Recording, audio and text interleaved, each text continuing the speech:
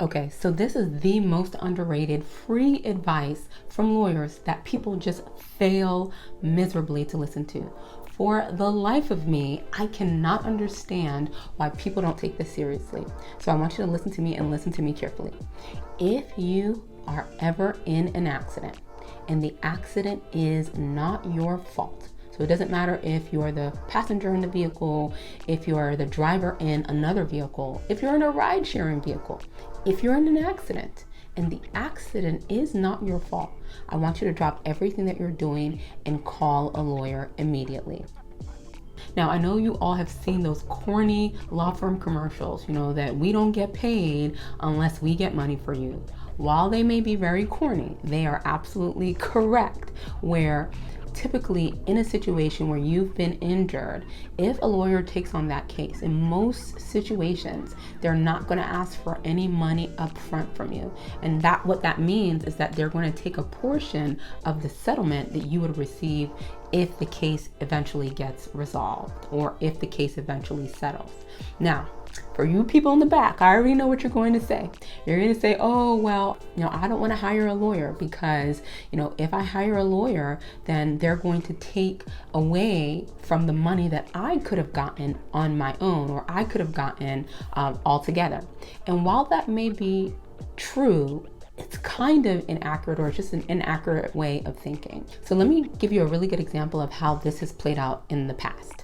I had been talking to somebody very, very randomly, and this person told me that they got into a car accident and that the insurance company was going to pay them about $2,000 or $3,000, and that they were about to sign the paperwork right then and there. And I said, wait a minute, hold on, tell me a little bit more about what happened.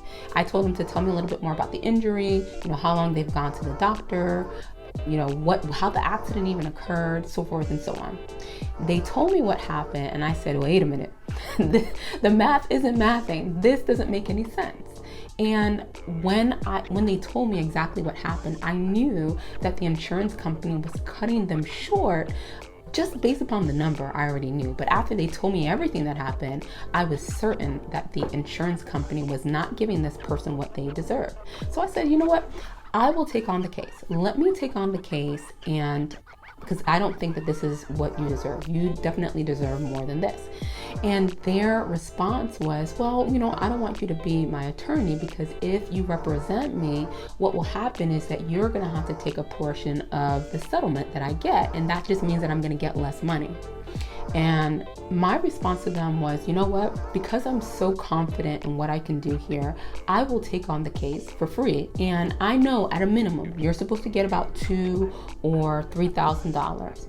If at the end of the day, I am able to resolve it and the maximum you get is that $2,000 or $3,000, then I won't take anything. And so for that particular person, it was a win-win, So if I represented them, they would have an attorney for free. They would also have the confidence that they've gotten the maximum payout, and they won't even have to handle the claim themselves. And so this particular person said, sure, take it on. At least they knew that they were going to get the minimum of $2,000 or $3,000 if the case settled and I wasn't able to get more. What ended up happening is, instead of this minimal $2,000 or $3,000, this particular client was able to get a settlement of 5 figures.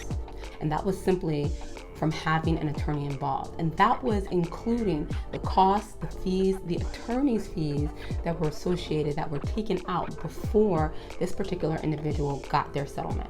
And so what I'm telling you is that insurance companies are not going to take you seriously if you do it yourself.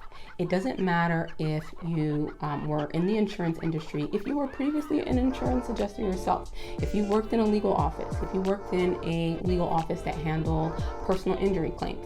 If you are not an attorney and you don't have the ability to file a lawsuit tomorrow, if things don't work out today, they are not going to take you seriously, because they know that there's nothing else that you can do.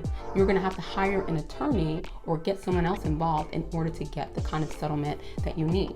And so what typically happens is, in situations where you're just handling it yourself, they're definitely going to lowball you. But even if you know a little bit about the industry, because you're not an attorney, they may just give you just a little bit more in order to just get rid of you and to just get you to go away.